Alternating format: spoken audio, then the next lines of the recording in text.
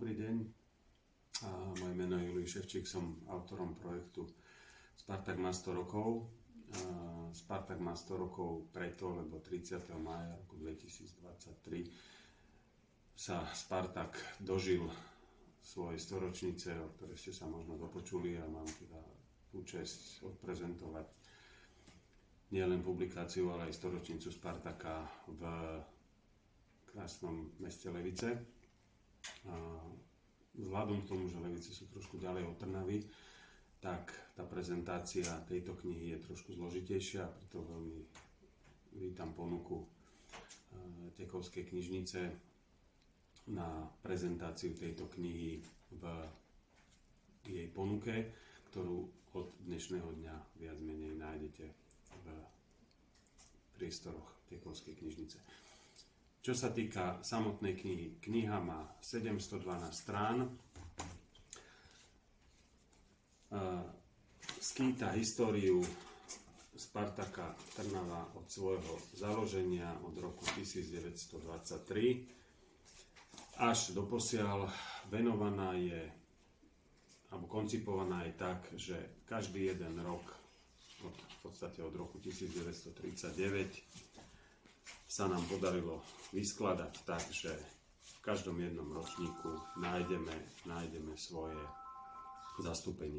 V každej tej kapitole tejto knihy sa nachádza popis o konkrétnom ročníku a je tam taká jednoduchá tabuľka so zápasmi, ktoré v tom čase sa stali. Čo sa týka fotografií, dali sme si na tom záležať, aby v tých fotografiách bolo veľké množstvo fotografií, vzhľadom k tomu, že o texte nebudeme viac menej diskutovať, lebo tá história nie je o negatívach, je o pozitívnej nálade a o tom, čo viac menej sa za tých 100 rokov dokázalo. Nie sú tam vyzdvihnuté alebo ponížené určité časti Spartaka. Myslím si, že ide chronologicky tak, ako ide. Ako máte možnosť vidieť, je tam časť fotografií, časť textových záberov z novín, takže dá sa v tej publikácii dočítať veľmi veľa starých noviniek, ktoré ste ako možno fanúšikovia Spartaka zažili, a možno ste niekedy aj teda na ten štadión chodili a zažili ste tie pekné chvíle, kedy sme sa tam stretávali a zažívali tie radosti nielen v tom 69. roku a v tých 5 tituloch, ale aj následne v tých ďalších rokoch. Sme v roku 2010-2011, pokračujeme ďalej, hovorím, každým jedným rokom sa dostávame až do roku 2023. Je tu popis o štadióne, akým spôsobom sa staval ten štadión, aké dostal ocenenia. Je tu popis, ako sa tvorila socha pred štadiónom. Sú to majitelia predposlední, pán Pôr s pánom Nálikom. Sú tu osobnosti, ako sa oslavoval titul, tento posledný, dvakrát slovenský pohár. No a na záver tej knihy sú tu legendy.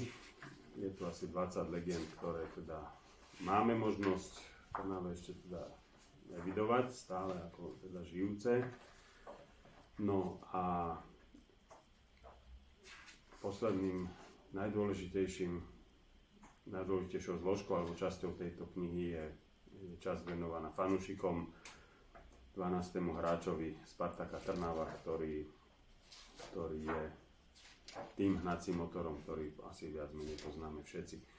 Poďakovanie určitých osobností. Takže rád by som túto knihu v tejto chvíli takto zavrel a teším sa, že ju môžeme odprezentovať v mesiaci október v priestoroch Tekovskej knižnice, kde zabezpečíme privezenie minimálne 2 hráčov. Určite si myslím, že to bude pán Lojsko Fandel, ktorý je účastníkom zápasu zo 69. roku, a takisto pán Kozinka, brankár v tom čase, ktorý teda existoval. Uvidím, ako náhle by sa nám podarili ešte viaceré osobnosti, veľmi radi prinesieme tak, aby ste si mohli túto knihu nielen pozrieť do nej, ale oboznámiť sa s ňou vzhľadom k tomu, že jej zakúpenie sa realizuje v tejto chvíli výlučne a len cez fanshop Spartaka Trnava, čiže fcstore.sk. Kniha nie je predajná v sieti bežných kníhkupectiev, ide o to, aby sme podporili slovenský šport. Ďakujem.